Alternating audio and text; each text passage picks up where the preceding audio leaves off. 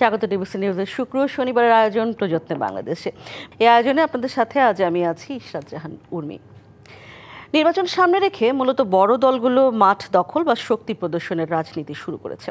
১ জুলাই থেকে এনসিপি বিভিন্ন জেলায় জুলাই পদযাত্রা শুরু করেছে। জামায়াতে ইসলামের সমাবেশ আগামীকাল। বিএনপির অঙ্গ সংগঠনের বিভিন্ন সমাবেশে যোগ দিচ্ছেন কেন্দ্রীয় নেতারা। সব মিলে বেশ উত্তাপ ছড়াচ্ছে রাজনীতির মাঠ।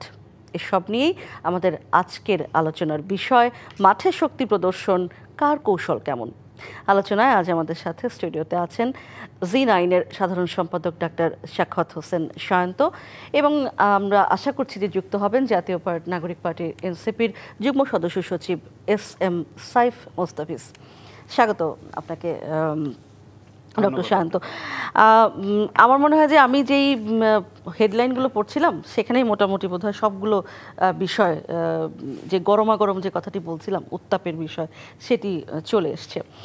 আমি আসলে আপনার কাছে যেটি প্রথমে জানতে চাই, যে যেহেতু বলছি যে কার কৌশল কীরকম, আপনি যদি একটু আপনার জায়গা থেকে বিভিন্ন দলের, যে 3টা দলের বড় দলের কথা আমরা বললাম, তাদের কৌশলের দিকটি যদি বলেন, কিছুটা কি আপনার মনে হয় যে একই ধরনের হয়ে যাচ্ছে, অথবা মানুষের কাছে পৌঁছানোর আর কোনো উপায় কি আসলে ছিল, নাকি এটাই আসলে একমাত্র উপায়? কি মনে হয় আপনার? জি, আপনাকে ধন্যবাদ জানাচ্ছি, আর যারা শুনছেন তাদের জন্য শুভেচ্ছা রইল। না, এটাই একমাত্র উপায় না, এবং দলগুলো শুধু এটাই করছে না, অন্যান্য যে উপায়গুলো আছে সেগুলোও তারা ব্যবহার করছে, পাশাপাশি এটাও করছে। অন্য উপায়গুলোর মধ্যে ধরেন ভার্চুয়াল মিডিয়ার মাধ্যমে তাদের কারো প্রোপাগান্ডা, প্রচার, মিথ্যাচার, গুজব সবই আছে। ফলে সেখানে সুস্থ এবং অসুস্থ দুই রকমের প্রচারই আছে, সেটাও সবাই যে যার মতো করে যাচ্ছে। আর জনসংযোগের বিভিন্ন যে অন্য পদ্ধতি আছে সেই পদ্ধতিগুলো কম বেশি ব্যবহার করছে সবাই। পাশাপাশি সমাবেশের মাধ্যমে মানুষকে উপস্থিতি টের পাওয়ানো, যে তাদের মাস কত বড় হয়, মানে গ্যাদারিংটা কত বড় হয়, সেটা কিন্তু একটা বাংলাদেশের প্রেক্ষাপটে অবশ্যই গুরুত্বপূর্ণ বাস্তবতা। সেই কারণে দলগুলো এটা করছে। সামনে নির্বাচন যদি হয়, যেহেতু নির্বাচনের একটা প্রশ্ন সামনে আছে, সুতরাং এটা তো তারা দেখাতেই পারে। আমি একটু, যদি আপনি যেখানে বলে আমি এখানে একটু ইন্টারভেন করি, আপনি বলছিলেন যে যদি নির্বাচন হয়, এই আশঙ্কা কেন? আমি দ্বিতীয় যে হেডলাইনটি পড়ছিলাম আমাদের টেলিভিশনে, সেটি হচ্ছে স্থানীয় সরকার নির্বাচনের ম্যান্ডেট নেই অন্তর্বর্তী সরকারের, নির্বাচন অনিশ্চিত করতে চাওয়ারাই ভোটের পিআর পদ্ধতি চাই, এটা অভিযোগ করেছে বিএনপি। অন্তর্বর্তী সরকার কি আসলে স্থানীয় নির্বাচন করতে পারে কিনা, এবং যেটি বলা হচ্ছে যারা আসলে ভোট চায় না তারা নানান কিছু বলছে, আপনি কি এই বিষয়টির সাথে খানিকটা একমত? অন্তর্বর্তী সরকার পারে না এরকম কোনো বিধান আছে কিনা এটা আমার জানা নাই। যদি সব দল একমত হয়, যেহেতু বর্তমান সরকারটি হচ্ছে সব দলের মতামতের ভিত্তিতে, এটা তো ঠিক ওই অর্থে সাংবিধানিক জনপ্রতিনিধিত্ব করা সরকার নয়। এই সরকারের অনেক কিছুকেই তো পরে নির্বাচিত সরকারের জাতীয় সংসদে বিল এনে পাশ করতে হবে। তার মানে হচ্ছে স্থানীয় সরকার নির্বাচনটাও যদি এই সরকার করে এবং সব দল একমত হয়, তাহলে সেটা তো নিষিদ্ধ হওয়ার কিছু হবে না, পরে শুদ্ধ করে নিতে হবে। কিন্তু আজকে তো বিএনপি নেতা বলেছেন এই কথাটা। আমি শেষ করি। তো বাস্তবতা হচ্ছে, দেশে শৃঙ্খলা ফিরিয়ে আনতে হলে, দেশে বিনিয়োগের যে স্থবিরতা সেটা কাটাতে হলে, দেশি বিদেশি উভয় বিনিয়োগ সেটা কাটাতে হলে, দেশে দারিদ্র্যের হার কমাতে হলে, দেশে যে অর্থের প্রবাহ সেটা বাড়াতে হলে, উন্নয়ন এগিয়ে নিতে হলে, এবং মানুষের আস্থা গণতন্ত্র উত্তরণের দিকে আরেক ধাপ এগিয়ে নিতে হলে একটি জাতীয় নির্বাচনের বিকল্প নেই। এখন সরকার যদি স্থানীয় সরকার নির্বাচন হাতে নেয়, তাহলে সেটা একটা বিশাল যজ্ঞ। সেই যজ্ঞ শেষ করে তার কনসিকুয়েন্স কি হয় তার ভিত্তিতে জাতীয় নির্বাচন, তার মানে জাতীয় নির্বাচন একটু সুদূর পরাহত হয়ে যাওয়ার সম্ভাবনা তৈরি হয়। সেই ক্ষেত্রে এই সরকারের মেয়াদ দীর্ঘমেয়াদী হবে। দীর্ঘমেয়াদী হলে রাজনৈতিক দলগুলোর মধ্যে গণঅভ্যুত্থান পরবর্তী সময়ে শুরুর দিকে যে ঐক্য ছিল, ইতিমধ্যে সেই ঐক্যের পরিবেশটা কিন্তু অনেকখানি চলে গেছে, বিনষ্ট হয়েছে কিছুটা হলেও। সেই জায়গাটা আরও বাড়বে এরকম একটা আশঙ্কা আছে। কারণ প্রত্যেকে, একটু আগে শুরুতে যে প্রশ্ন আপনি করেছিলেন, যে শক্তি প্রদর্শনের এক একজন এক এক মাধ্যম ব্যবহার করছে, এই শক্তি প্রদর্শনের খেলায় এবং একে অপরকে ঘায়েল করবার যে কৌশল বা অপকৌশল, এর মাধ্যমে এদের দূরত্বটা এক পর্যায়ে শত্রুতার দিকে ধাবিত হতে পারে। তাতে কি হবে, এই অন্তর্বর্তীকালীন সরকারের হাতে দেশের কন্ট্রোল, শৃঙ্খলা থাকবে না। না থাকলে তখন অন্য কোনো শক্তির হাতে ক্ষমতা যেতে পারে, পতিত ফ্যাসিবাদ এর মধ্যে মাথাচাড়া দিয়ে উঠতে পারে। ফলে যে মানুষগুলো রক্ত দিল, জীবন দিল জুলাই 24-এর গণঅভ্যুত্থানে, সেইটার যে টার্গেট ছিল সেটা ব্যাহত হয়। সেই জন্য একটা নির্বাচন গুরুত্বপূর্ণ, এবং এই নির্বাচন সঠিক সময়ে করতে হলে আগে স্থানীয় সরকারের প্রশ্নই আসে না। পিআর পদ্ধতি, বিশেষ করে আপনার নিম্নকক্ষে পিআর পদ্ধতি তৃতীয় বিশ্বের দেশগুলো ফেল করেছে। তার প্রকৃষ্ট উদাহরণ নেপাল, শ্রীলঙ্কা। এটা উন্নততর একটা রাষ্ট্র, গণতান্ত্রিক রাষ্ট্র, ইউরোপিয়ান কান্ট্রিগুলোর মধ্যে সেখানে ঠিক আছে, চলে। কিন্তু আমাদের ওই পর্যায়ে যেতে এখনো সময় লাগবে। আমাদের ভোটাররা এবং জনগণ এখনো গণতান্ত্রিক ধ্যান ধারণা এবং অধিকার সম্পর্কে সচেতন নয়। পিআর পদ্ধতির নির্বাচন সম্পর্কে তারা সচেতন নয়। আপনি যদি নিজে একটু ব্যাখ্যা করেন, কারণ আসলেই তো পিআর পদ্ধতি কি এটা তো আমরাই অনেকে জানি না। সাধারণ মানুষ এটা কিভাবে পিআর পদ্ধতির এটা তো আপনার একটা সংখ্যানুপাতিক। সংখ্যানুপাতিক হচ্ছে মানুষ ভোট দিল দলের প্রার্থীকে, কিন্তু সেটা শুধু প্রার্থীর মধ্যেই সীমাবদ্ধ থাকবে না, সেটা দলের বাক্সে জমা হবে। টোটাল যদি 100% ভোটের মধ্যে যে দল 40% ভোট পেল, তারা 100 আসন হলে 40টা আসন তারা পাবে। সেই 40 জন আসনে কে এমপি হবে এটা নমিনেট করবে দল। তার মানে বাংলাদেশে যে পরিবারতন্ত্র বা স্বজনপ্রীতির যে অভিযোগ, সেটা আরও বাড়বে। কারণ জনগণ সরাসরি এখন একজন এমপি ক্যান্ডিডেট দিলে সে খারাপ হলে জনগণ মনে করতে পারে আমি ওকে এমপি চাই না, একে ভোট দিব না। কিন্তু তখন তাকে ভোট না দিল, তার ভোটের ফলে আরেক এলাকা আরো খারাপ একজনকে দল যদি দেয়, সে এমপি হয়ে যেতে পারে। এইটা একটা। আমি একটু সংক্ষেপে বলি, এর কোথাও শ্রীলঙ্কায় আছে জেলা ভিত্তিক পিআর। একটা এরিয়া, জেলা নির্বাচন করা হয়, ওই এরিয়ার যতজন প্রার্থী থাকে বিভিন্ন দলের, তাদের মধ্য থেকে কোন দল কত শতাংশ পেল তার ভিত্তিতে হয়। নেপালে যেরকম জেলা ভিত্তিক না, গোটা দেশের মধ্যেই পিআর আছে। তার মধ্যে আবার ওই যে বিভিন্ন উপজাতি গোষ্ঠী, পিছিয়ে পড়া গোষ্ঠীর জন্য কিছু একটা কোটা আছে, তার মাধ্যমে সেখানে টোটাল ভোটের পার্সেন্টেজ যেতে হয়। তাতে যেটা হয়, 2008 সালের পরে পর্যন্ত শ্রীলঙ্কায় মোট প্রায় 13 বার, 17 বছরে 13 বার সরকার পরিবর্তন হয়েছে। কারণ আনস্টেবল সরকার হয়। ওই পদ্ধতিতে যাওয়ার ফলে খুব ছোট দল সারা দেশের কোথাও তার ক্যান্ডিডেট একটা আসনে এমপি হবার কাছাকাছি ভোটও পায় না, 3 নাম্বার 4 নাম্বারে পায়। কিন্তু টোটাল যদি 2%, 3% ভোট পেয়ে যায়, তাহলে তো 100-তে 5% বলে 100-তে 5 জন এমপি পেয়ে যাবে। এইভাবে করে দেখা যায় যে কোনো দলই একক সংখ্যাগরিষ্ঠতা তো পাই না। যে জোট সরকার হয় তা অনেকগুলা দল নিতে হয়, ফলে টিকে না। একদমই ইন্টারেস্টিং। তাহলে দীর্ঘমেয়াদী উন্নয়ন পরিকল্পনা নেওয়া যায়, এবং এটা কি আসলে বাংলাদেশের জন্য ঠিক কতখানি বাস্তবসম্মত? সেটা একেবারেই বাস্তব না। তবে আমার ধারণা, সবার কথা শুনে যেটা বুঝি আমরা, নিম্ন কক্ষে পিআর যারা চাচ্ছে, তারা বিএনপির প্রতি চাপ প্রয়োগের জন্য এই পিআর পদ্ধতিটা চাচ্ছে। তাদের চাওয়া হচ্ছে, তারাও কিন্তু নিম্ন কক্ষে পিআর সম্ভব নয় এটা মনে করে এবং অনেকে চায় না। কিন্তু এই চাপ প্রয়োগ করে তারা আদায় করতে চায় উচ্চ কক্ষ যদি হয়, এবং নারীদের যে 50 থেকে 100 আসন করা হলো, ওইটা পিআর পদ্ধতিতে যদি বিএনপি রাজি হয়ে যায়, তাহলে নিম্ন কক্ষের এখান থেকে তারা এক কথায় সরে আসবে।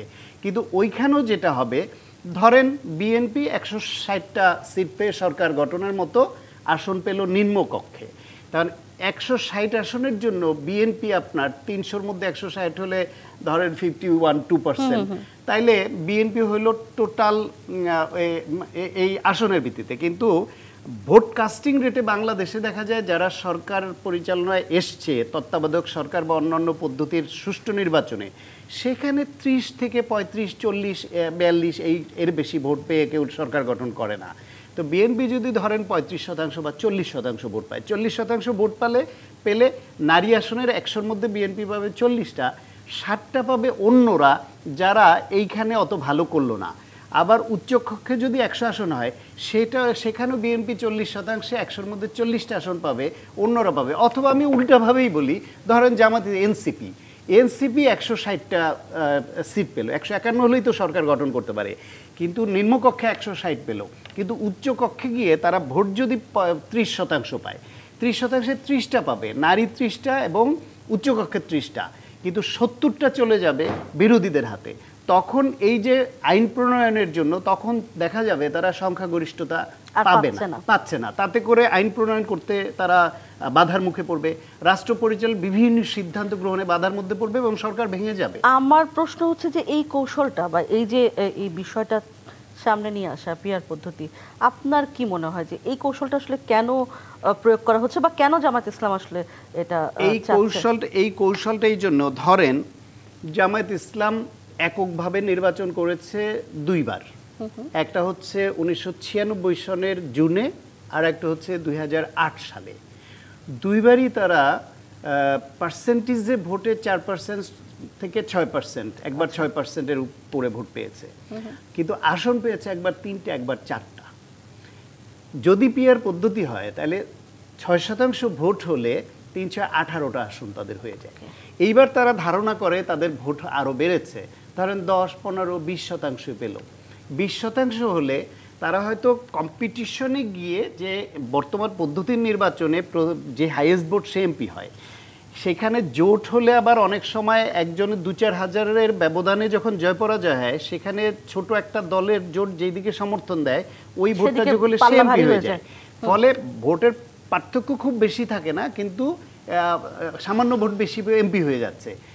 দেখা যাবে এই জামায়াত ইসলাম যদি ধরেন 20% ভোটের মালিক হয় সারা দেশে, বা 15% বা 10%ই হয়, 10% হলে আপনার নিম্নকক্ষে 30টা এমপি পদ তারা পাবে। কিন্তু প্রতিযোগিতার বর্তমান পদ্ধতিতে তারা হয়তো এরকম 5-10টা পেল, ফলে তাদের ওইখানে তো লাভ বেশি, এটা একটা। দ্বিতীয় হলো অন্য ছোট দলগুলো যারা কখনোই এমপি হয়ে সংসদে যেতে পারে না প্রতিযোগিতা করে, পিয়ার পদ্ধতি হলেও তারও 2-4টা 5টা 10টা অনেকে পেয়ে যাবে। কিন্তু এতে ক্ষতি যেটা হবে, এবং তাদের অনেকেরই টার্গেট দুইটা, এক হচ্ছে তারা সংসদে জীবনে যেতে পারে নাই যে সে এই সুযোগ নিয়ে ওই দলের মাধ্যমে সংসদে যাবে, দুই হলো গিয়া এই ছোট দলগুলা একজোট হয়ে বিএনপি যে একক অপ্রতিরোধ্য বড় দল, এই জায়গাটা বিএনপিকে তারা অস্বীকার করে বিএনপিকে নামিয়ে আনতে চায়। অথবা ধরেন ভবিষ্যতে এইরকম প্রতিযোগিতার জায়গায় কোনো বড় দলই যাতে কোনো স্থান করতে না পারে, এই জায়গাগুলায় ওই ছোটরা এক হয়ে বড়কে টেনে নামাতে। এটা কি আপনি কি চোখে দেখেন? আমি এটা এই প্রশ্ন রাখবো, একটা বিরতির সময় পৌঁছে গেছি। আশা করছি বিরতির পর অন্য একজন অতিথি তিনিও আমাদের সঙ্গে যুক্ত হবেন। একটা বিরতি নিয়ে ফিরছি প্রযত্নে বাংলাদেশ অনুষ্ঠানে। একটা বিরতি, এবার ফিরছি, একটু পর সঙ্গে থাকুন। আবারও স্বাগত প্রযত্নে বাংলাদেশ অনুষ্ঠানে। আমাদের আজকের বিষয় মাঠের শক্তি প্রদর্শন, কার কৌশল কেমন। আলোচনায় আজ আমাদের সাথে স্টুডিওতে আছেন J9-এর সাধারণ সম্পাদক ডক্টর সাখাওয়াত হোসেন সায়ন্ত, এবং এইমাত্র আমাদের সঙ্গে যুক্ত হয়েছেন জাতীয় নাগরিক পার্টির এনসিপির যুগ্ম সদস্য সচিব SM সাইফ মোস্তাফিজ। সাইফ মোস্তাফিজ, আপনাকে স্বাগত। আমি যদি আপনাকে একটু রিক্যাপ বলি যে কী নিয়ে আমরা আলোচনা করলাম। মূলত বড় তিনটি দল নানানভাবে, এনসিপি সহ নানানভাবে তাদের আমরা বলছি যে রাজনীতির মাঠে যে শক্তি প্রদর্শন সেটি তারা করছেন এবং নানান কৌশল অবলম্বন করছেন। আপনি ডক্টর সায়ন্তর কাছে আমার প্রশ্ন ছিল যে কৌশলগুলো কতখানি সঠিক বা কৌশল এটাই কিনা। আপনার কাছে প্রশ্ন হচ্ছে যে আপনাদের প্রথম যেই কৌশল সেটি খুবই একটা চমৎকার বিষয় ছিল যে জুলাইয়ের 1 তারিখ থেকে পদযাত্রা শুরু, যেহেতু আপনারা আসলে জুলাইয়ের সন্তান একরকম। আপনার কাছে আমার এখন যেটি প্রশ্ন সেটি হচ্ছে, যেটি আসলে নির্বাচন নিয়ে কথা হচ্ছিল, ডক্টর সায়ন্তকে আমি বলছিলাম যে স্থানীয় সরকার নির্বাচনের ম্যান্ডেট যে অন্তর্বর্তী সরকারের নেই, সেই কথাটি আজকে বিএনপি নেতা সালাউদ্দিন বলেছেন। আপনাদের জায়গা থেকে আপনারা কি এখন পর্যন্ত গণসংযোগেই মনোযোগ দিচ্ছেন, নাকি এটা তো নির্বাচন কেন্দ্রিক একটা পদযাত্রাও বটে, নির্বাচনকে আপনারা ঠিক কোন জায়গায় রেখেছেন সেটা যদি একটু বলেন। আপনাদের এই কৌশলের কোন জায়গায় নির্বাচন রয়েছে? আচ্ছা, প্রথমে আমি দুঃখ প্রকাশ করছি আসলে জ্যামের কারণে আমার আসতে একটু লেট হলো, আর আমার সহবক্তা এবং আপনারা যারা আছেন দেখছেন সবাইকে শুভেচ্ছা। এখন প্রথমত আসলে বললেন আমরা আসলে জুলাইয়ের সন্তান। জুলাইয়ের পরবর্তী সময়ে আমরা যখন রাজনীতিতে প্রবেশ করলাম আসলে দল হিসেবে, সেটার আকাঙ্ক্ষার জায়গাটা ছিল মূলত মানে বাংলাদেশের যে আপামর জনতা, তাদের একরকম ম্যান্ডেট ছিল, তাদের একরকম চাওয়া পাওয়া ছিল, যেটা তারা চেয়েছিল যে বর্তমানে বিদ্যমান যেসব রাজনৈতিক দল আছে তাদের থ্রুতে হয়তো বা পাবে।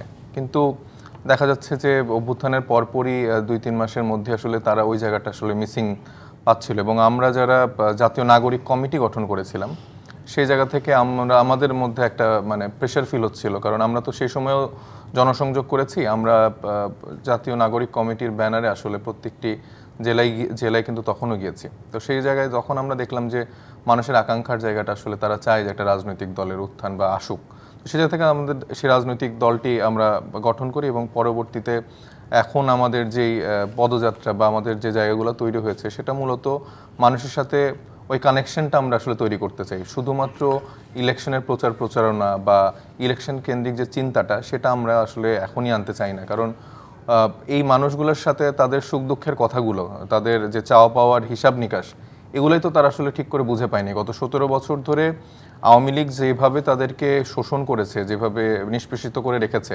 সেই জায়গায় তো তারা বিরাট একটা বঞ্চিত ছিল। তাদের ভোটের অধিকার কেড়ে নেওয়া হয়েছে, তাদের মৌলিক সব অধিকারগুলো কেড়ে নেওয়া হয়েছে, এবং এই কেড়ে নেওয়ার যেই টুলগুলো ছিল সেই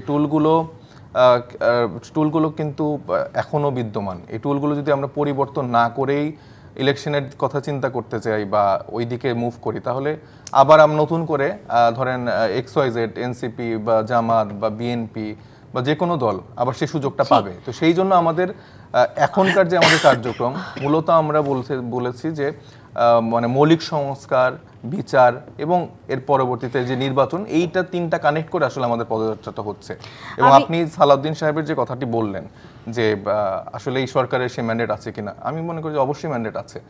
বর্তমান যে ইন্টারিম গভর্নমেন্ট আছে, বিএনপি, জামাত, যতগুলো রাজনৈতিক দল ছিল এবং সবাই মিলে এই দলটি তৈরি করেছে এবং তাদেরকে সেই আমার প্রশ্ন হচ্ছে এসএম সাহেব মোস্তাফিজ, তাহলে আপনারা জাতীয় নির্বাচন যদি না চান তাহলে স্থানীয় নির্বাচন আবার কিভাবে চান? আমরা তো বলিনি যে আমরা জাতীয় নির্বাচন চাই না। ওকে, আমি এখন মানে ডক্টর শান্ত আপনার কাছে আমার প্রশ্ন কি, যে সাইফ যেটি বললেন যে এক্সিস্টিং যে রাজনৈতিক দলগুলো আছে সে দলগুলো দিয়ে আসলে কাজ হচ্ছে না, এটা হচ্ছে জনগণের মতামত তারা মনে করছেন এবং সেই কারণে নতুন দল চেয়েছেন সাধারণ মানুষ, এবং সেই ভিত্তিতেই আসলে এনসিপি গড়ে তোলা। ভোট কেউ চায় কি চায় না, এটার মানদণ্ড আসলে কি, এটা বোঝা যাবে কিভাবে? আমি বলতে পারি আমি ভোট চাই না, আপনি বলতে পারেন যে আমি ভোট চাই, এটা কি আসলে কোনো পার্সেন্টেজ মাপার কোনো উপায় আছে যে এত পার্সেন্ট মানুষ বাংলাদেশে ভোট চায়, এত পার্সেন্ট মানুষ ভোট চায় না, এটি মাপবো কিভাবে? বাংলাদেশে এটা বোঝার একটাই উপায় ছিল, গণভোট। সেই গণভোটটাও বিতর্কিত ছিল যতবারই হয়েছে, ভোট না ভোট। এখন সেটা সংবিধান থেকেও আউট। তাহলে উপায় কি? উপায় ওইরকম নাই। বাংলাদেশে ইন্টারেস্টিং কথা হচ্ছে, রাজনৈতিক দলগুলা যখন এই রাজনৈতিক বক্তব্য দেয়, বিএনপি যখন বক্তব্য দেয় বলে দেশের 18 কোটি লোক এটা চায়, আওয়ামী লীগ যখন বলতো 18 কোটি লোক তাদের ভোট দিয়ে নির্বাচিত করেছে, জামাতও তাই বলে, যাদের জামানত বাজেয়াপ্ত হয় তারাও তাই বলে। তো কত 18 কোটির যোগফলে দেশের ভোটার বা জনগণ, এটা আমরা বুঝতে পারতাম না। এখন এনসিপিও মনে করছে তাই জনগণ চায়। এবং বিভিন্ন সময় যে স্বৈর শাসকের উদ্ভব হয়েছে সেটা কিন্তু জনগণের দোহাই দিয়েই হয়েছে। বিভিন্ন সময় যে এরশাদ যে নতুন দল করলো তখন কিন্তু জনগণের দোহাই দিয়েই হয়েছে রাষ্ট্র ক্ষমতায় থেকে। সুতরাং এগুলো রাজনৈতিক বক্তব্য যে জনগণ চায়। বেসিক্যালি জুলাই অভ্যুত্থানের পরে এইটার মধ্যে শীর্ষ নেতৃত্বে যারা ছিল ছাত্রদের মধ্যে, তারা ফিল করেছে যে অন্যান্য দলগুলো দেশ পরিচালনায় যে ভূমিকা রাখছে সেটা যথেষ্ট নয়, তাহলে বাংলাদেশ 53 বছরে এত যে অভিযোগ মানুষের এটা থাকতো না। তো তারা বেটার একটা কোয়ালিটির রাজনীতি চালু করতে চায়, সেজন্য তারা নির্বাচনে এসছে। জনগণ চেয়েছে বলে তারা এসছে, এটা জনগণের উপর চাপিয়ে দেওয়া। বেসিক্যালি এই আন্দোলনের নেতৃত্বদানকারী ছাত্রদের একটা অংশ তারা চেয়েছে যে রাজনৈতিক দলগুলি আছে তার থেকে আমরা বেটার কিছু মানুষকে দেব। এই ব্যাখ্যাটা হলে সেটা অধিকতর গ্রহণযোগ্য হতো। তারপর হলো গিয়ে নির্বাচনের যে প্রশ্নে, যেটা তুমি বললে যে এই সরকারের সব ম্যান্ডেট আছে, নো, অ্যাবসলিউটলি নো। এই সরকার সব রাজনৈতিক শক্তি, দেশবাসী, জুলাই গণঅভ্যুত্থানের যে স্টেক হোল্ডার, তারা এদেরকে সমর্থন দিয়েছে, এটা সত্য। কিন্তু এরা যা খুশি তাই করলে যে কেউ সমর্থন প্রত্যাহার করে নিতে পারবে না, এটা তো আবার লিখিত কোনো অঙ্গীকার না। সুতরাং সমর্থন যদি প্রত্যাহার করে নেয় তাহলে ম্যান্ডেটটা থাকে কি করে? রাজনৈতিক দলগুলো এদেরকে বসিয়েছে। রাজনৈতিক দলগুলো এদেশের শৃঙ্খলা রক্ষা এবং একটি গণতান্ত্রিক পদ্ধতিতে একটি নির্বাচন সংস্কার এবং জুলাই গণ অভ্যুত্থানের নিহতদের, যারা গণহত্যাটা চালিয়েছে, তাদের বিচার, এই বিষয়গুলো তো মুখ্য বিষয়। সেখানে সবাই একমত। এর বাইরে যদি আপনি নানান রকমের ইস্যু যোগ করেন, সেই ইস্যুতে যদি এই রাজনৈতিক শক্তিগুলো একমত না হয় তাহলে এদের ম্যান্ডেটটা কোত্থেকে আসবে? ধরেন এনসিপি অ্যাগ্রি করলো, জামায়াত ইসলাম, বিএনপি বা অন্য দল এগ্রি করলো না, তাহলে কি এই সরকারের ম্যান্ডেট থাকলো এটা করবার? অথবা কোনো রাজনৈতিক দল যারা এদেরকে বসিয়েছে সব দলগুলো একমত হয়ে বললো না এটা করা যাবে না, তাহলে ম্যান্ডেটটা কার?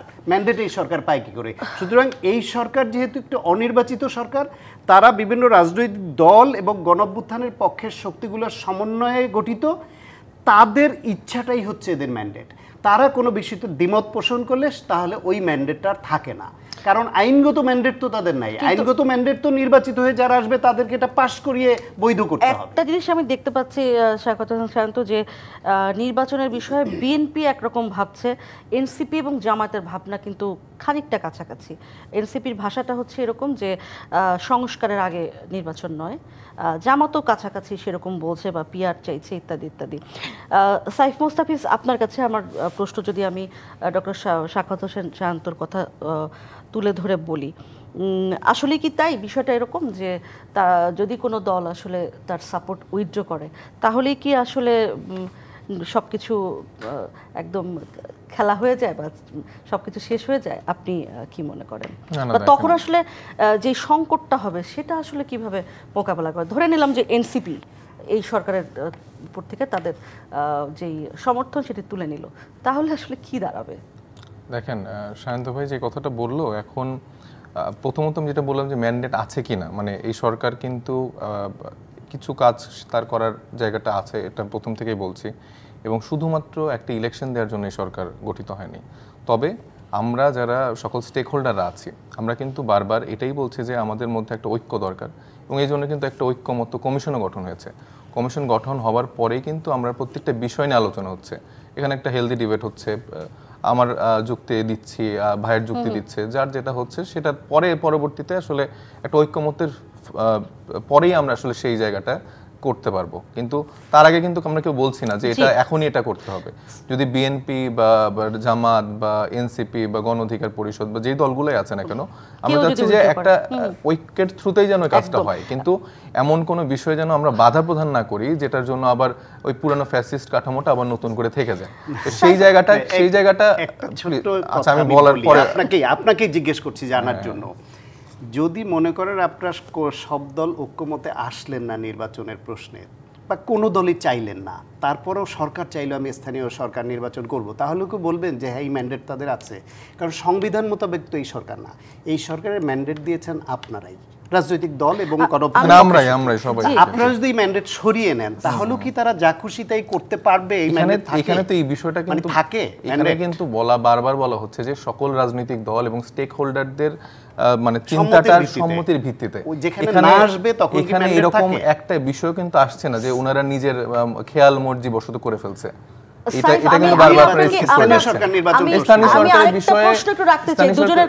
আরেকটা প্রশ্ন রাখতে চাই। একটা কথা এনসিপি বলে থাকে যে শুধু, সাইফও বললেন যে শুধুমাত্র একটা নির্বাচনের জন্য এই বিপ্লব হয়নি বা এইটা হয়নি, অথচ এই নির্বাচন দিয়েই তো আসলে শুরু হয়েছিল। আওয়ামী লীগ দীর্ঘদিন মানুষকে ভোট দিতে দেয়নি। সাইফের মতো যে ছেলেরা আছেন যারা আসলে ভোট দিতে পারেননি, হ্যাঁ, তারাই কিন্তু আসলে ক্ষিপ্ত হয়ে শুরুটা করেছেন। সেই নির্বাচন তাহলে এখন কেন আসলে ঠিক, এবং এই সংস্কার কত, এটা আমি আপনার কাছে প্রশ্ন রাখতে চাই যে সংস্কার বলতে আপনারাও কি আসলে পরিষ্কার? আপনারা না, আপনি তো একজন স্বাধীন এন্টিটি, কিন্তু আমি যদি অন্য দলগুলোর কথাও বলি, সবাই মিলে কি আসলে সংস্কার বলতে কি বুঝি এবং সেই সংস্কারটা কত দিনে হওয়া উচিত, একটা টাইম ফ্রেম বাঁধা, সেটা আপনারা মনে করেন কিনা? বিরতির সময় বোধহয় হয়ে এসছে, আমি এসে এই প্রশ্ন সাইফ মোস্তাফিজ এবং ডক্টর শান্ত দুজনের কাছেই রাখতে চাই। একটা বিরতি নিচ্ছি, প্রযুক্তি বাংলাদেশ অনুষ্ঠানে ফিরছি। আবারও স্বাগত প্রযত্ন বাংলাদেশ অনুষ্ঠানে। আমাদের আজকের বিষয় মাঠের শক্তি প্রদর্শন, কার কৌশল কেমন। আমার মনে হয় বিরতির মধ্যে যে আলোচনাটা চলছিল সেটি বেশি জমেছিল। সাইফ, আপনার কাছে এবং আসলে ডক্টর শান্ত আপনার কাছেও একই যে প্রশ্ন রেখে আমি গিয়েছিলাম, আবারও মনে করিয়ে দিই, আপনারা কি মনে করেন কিনা যে একটা সংস্কার হওয়ার পরে নির্বাচন হবে, সেটি সবাই মোটামুটি একমত, কিন্তু আপনারা আবার যেটি বলছেন যে শুধুমাত্র একটা নির্বাচনের জন্য এই বিপ্লব হয়নি, এটির সাথে অনেকে দ্বিমত করেন, বিশেষ করে বিএনপি দ্বিমত করেন, কারণ আসলে নির্বাচন দিয়েই শুরু হয়েছিল। এই নির্বাচন না দেওয়ার ফলে যেই সমস্যা, সেটি প্রথম শুরু হয় বাংলাদেশে। আমার যেটি প্রশ্ন যে আপনারা কি মনে করেন একটা টাইম ফ্রেম থাকা দরকার? সংস্কার হবে খুব ভালো কথা, তারপরে নির্বাচিত সরকার আসতে হবে। আপনাদের কখনো কখনো মনে হয় যে অনন্তকাল ধরে কি সংস্কার চলতে পারে, বা আপনারা নিজেরা কোনো টাইম ফ্রেম যখন সিএর সাথে বসেন, প্রধান উপদেষ্টার সঙ্গে বসেন, তখন কি আপনারা এরকম কোনো, বা নিজেদের দলের মধ্যে আলোচনা হয় কিনা যে এই টাইমের মধ্যে হলে ভালো হয়? কি মানে আপনার উত্তরটা কি? দেখেন, যে আলাপগুলো বলছেন আমার মনে হয় এগুলো অলরেডি আলাপগুলো হয়ে গেছে, কারণ এই টাইম ফ্রেম এগুলো সব কিছু মোটামুটি তো এখন সেটেলড। টাইম তো একটা দিয়েছে, প্রধান উপদেষ্টা থেকে এসছে। এখন তাহলে মাঝে মাঝে কেন আবার নির্বাচন হবে না, এরকম টেনশন কেন বিএনপির মধ্যে? এই টেনশন বিএনপির মধ্যে কেন টেনশন, আমি আসলে বুঝতে পারি না যে তাদের এই টেনশনটা কেন। এখন টাইম ফ্রেম তো ডক্টর ইউনূস স্যার উনি দিয়েছেন, হ্যাঁ, তো এরপরে কবে টাইম ফ্রেম দিয়েছে? ফেব্রুয়ারি বা এটা তো বললো। এখন আপনারা কি এক্সাক্ট ডেট চাচ্ছেন এরকম? এইভাবে কি আসলে একটা দেশের সামগ্রিক মৌলিক সংস্কারের যে জায়গাগুলো এগুলো কি চলে? আপনারা যে বলতেছেন যে কি বলে শুধুমাত্র এই ইলেকশনের জন্য বা ইলেকশন কেন্দ্রিক যে এই আপনাদের এই পরবর্তী সময় এসছে, এটা তো আমি মনে করি না সঠিক। কারণ হচ্ছে যে শুধুমাত্র যদি নির্বাচনের জন্য এই আন্দোলনটা হতো তাহলে এটা আরও অনেক আগেই হইতো। কারণ বিএনপি যে সময়ে ইলেকশনের জন্য আন্দোলন করছিল সে সময় আসলে মানুষ আমি দেখিনি একটা রাস্তায় ছিল, কানেক্ট ছিল, বা যে সময় তারা জমায়েত করার চেষ্টা করেছিল মানুষ নামেনি। এই জন্যই কিন্তু 7 জানুয়ারি তাদের আন্দোলনটা ফেইল হয়েছিল। তারা ইউএস এর স্যাংশন অনেক মানুষের উপর নির্ভর করছিল যে এ হয়তো বা উপর থেকে একটু কিছু বলবে, ও হয়তো একটু বলবে। তো এই আশায় থেকে তো আসলে একটা রাজনৈতিক দলের রাজনীতি চলতে পারে না। রাজনীতি হতে হবে মাঠে যে মোকাবেলা করতে হবে, আমার যেখানে রিস্ক আছে সেই রিস্কটা নিতে হবে। এই 17 বছর ধরে কোনো রাজনৈতিক দল সেই রিস্কটা নিতে পারে না দেখেই 17 বছর লেগেছে। এই 17 বছর ধরে এই তাদের এই ফেইলারের জায়গাগুলোর ঘানি আমাদের বইতে হয়েছে। আমাদের সাধারণ শিক্ষার্থীদের তাদের মধ্যে 2000-এর উপরে শহীদ হইতে হয়েছে, 40,000-এর উপরে অঙ্গহানি হইতে হয়েছে। এগুলো এই 17 বছর ধরে যদি তারা ঠিকঠাকভাবে ফাংশন করতো, এই যে উনি যে এখন যে সংবিধানের কথা বলছে, যেই সিস্টেমের কথা বলছে, এই সিস্টেমটা যদি তারা প্রপারলি ফাংশন করে রাজনীতিটা করতে পারতো তাহলে তো এই অরাজকতা তৈরি হইতো না। তারা যে চেঞ্জগুলো করতে যাচ্ছে না, এই চেঞ্জটা করতে পারে নাই দেখেই তো আজকের এই সিচুয়েশন হয়েছে। এখন যে এত বাধা দিচ্ছে মৌলিক সংস্কারে, এটা তো খুব আহামরি কোনো মানে সমস্যা হওয়ার কথা না বিএনপির। তারা যদি গণমানুষের রাজনীতি করে, তাদের ভয়টা কিসের? তাদের কেন এই 1-2 মাস 4 মাসের ভয়ে তারা চলে যাচ্ছে? কারণ তাদের মনে হচ্ছে যে মানে আমার দিন যাচ্ছে, আমার ভোটের সংখ্যা কমে যাচ্ছে, আমার একটা আসন নেমে যাচ্ছে। কারণ 5 আগস্টের পর থেকে যদি আপনি দেখেন ঢালাওভাবে এমন কোনো অন্যায় দুর্নীতি বিএনপি করেনি। এটা আমার এখন আসলে বলতে হচ্ছে, মানে বহিষ্কার করেছে সেটি হ্যাঁ, এই বহিষ্কারের ইয়ার তো শেষ হচ্ছে না। এবং এই বহিষ্কারের আমি মানে স্পেসিফিক ভাইও জানেন, আপনি নাম সহ লিখে দিতে পারবো। এদেরকে বহিষ্কার করা হয় 7 দিন পর তারা বিভিন্ন প্রোগ্রামে থাকে। এই যে ছাত্র দলের যুব দলের যে যারা হচ্ছে যে চাঁদাবাজির ঘটনায় যারা একজনকে মিটফোর্ডে মারলো, তো এরা কাদের সাথে চলে? এই যে এই নয়ন যুব দলের একজন গুরুত্বপূর্ণ নেতা, তাকে আমরা দেখলাম 5 আগস্টের পরে সে সময় টেলিভিশন, ব্যাংক দখল, এরকম অনেকগুলা কাজ সে করতে গেল। সে লিটারালি চাঁদাবাজি করছে, সে মানে রাজপথে এমন কোনো অন্যায় নাই সে করতেছে না। এই মানুষকে বিএনপি প্রমোট করতেছে। হয়তোবা যদি কোনো আরেকটু প্রমাণ পায়, প্রেশার পায়, তখন হয়তোবা তারা বলবে যে আমি একটু বহিষ্কার করলাম। কিন্তু এদেরকেই প্রমোট করে বিএনপি নতুন রাজনীতি করতেছে, সেটা তো হয় না। তারেক জিয়া সাহেবকে আমরা অত্যন্ত সম্মান করি, খালেদা জিয়া উনি আমাদের সকলের অত্যন্ত শ্রদ্ধাভাজন। তো এই মানুষগুলো যে স্বপ্ন আসলে শহীদ জিয়ার আদর্শের জায়গাটা দেখিয়েছে, সেটা তো আসলে তৃণমূলের নেতাকর্মী বলেন বা অন্য যে নেতাকর্মী তারা তো দেখাতে পারছে না। মানুষ তো সেই আশ্বাসটা পাচ্ছে না। এটাই তাদের ভয়, যে এই জন্যই তারা ইলেকশনটা আজকেই চেয়ে ফেলতেছে। এবং স্থানীয় সরকার নির্বাচনটা দিতে গেলে সমস্যা কেন? কারণ হচ্ছে যে তারা একবার এখন মানে ক্ষমতায় চলে যাওয়ার যে চিন্তাটা সেটা চায়। এবং স্থানীয় সরকার নির্বাচনটা কেন হওয়া উচিত? কারণ বর্তমানে যে নির্বাচন কমিশন আছে তাদের যে পক্ষপাতমূলক যে আচরণ, সেটা আমরা ইশরাক সাহেবের বেলাও দেখেছি।